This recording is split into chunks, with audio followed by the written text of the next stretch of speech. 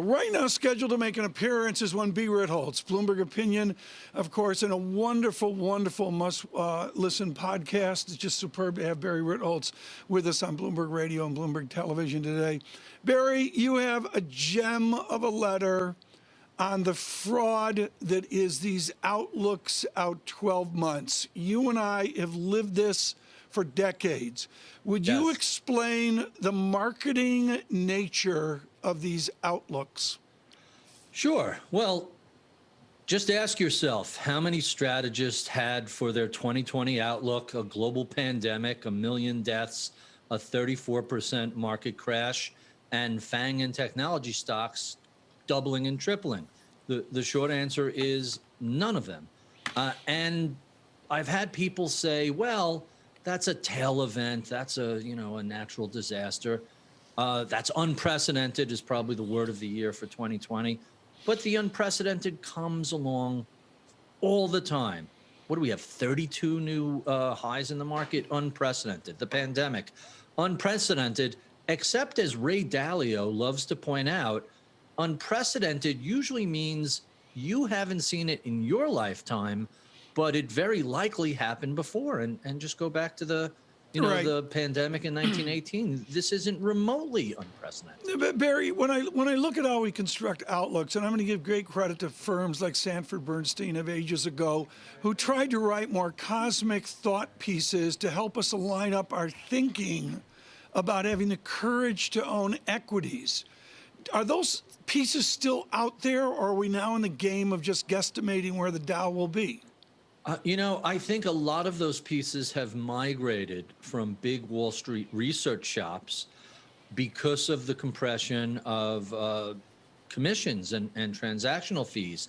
They've migrated elsewhere. They've migrated to podcasts, to blogs, to longer, deeper think pieces that are really just designed to provoke a conversation, some thought, some analysis, as opposed to here's our outlook, and here are the trades you should give me now. Exactly. So meet my exactly. Well said. Well, look, it's very challenging to trade a market when, as you say, Barry, you can't predict the unpredictable, even if you look in the past 100, 200 years. So there's a question, how effective is it to just look at what the consensus trades are, to look at where people are positioned and figure out what's rich or what's perhaps a little bit less highly valued? I mean, isn't that useful on some level? Sorta, kinda, not really. I mean, it's useful to let you know what's already happened, but markets are about what's going to happen.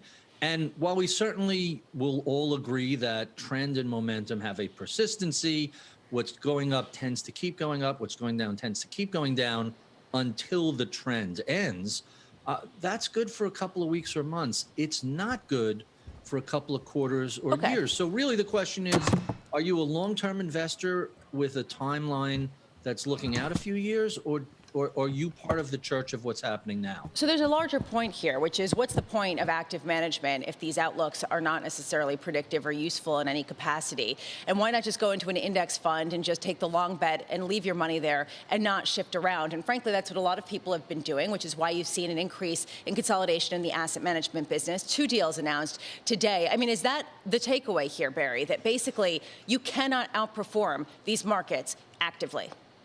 So let's get a little more granular and a little more nuanced. I'm going to just slightly modify what you say. The average person, most of the time, is not going to be able to outperform the index. That doesn't mean there aren't certain active managers who have consistently outperformed the index. We know their names because they're so few and far between. There are traders who regularly beat their benchmark. There are lots of people out there who are doing this. The problem is you can't identify them until after the fact.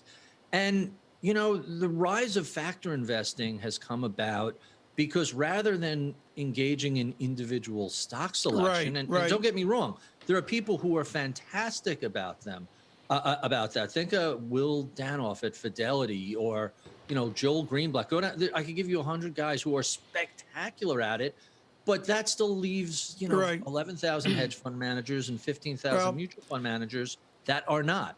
Barry, we're out of time here, and for Bloomberg Radio, this is extremely important because Mr. Ritholtz is so cutting edge on Mandalorian.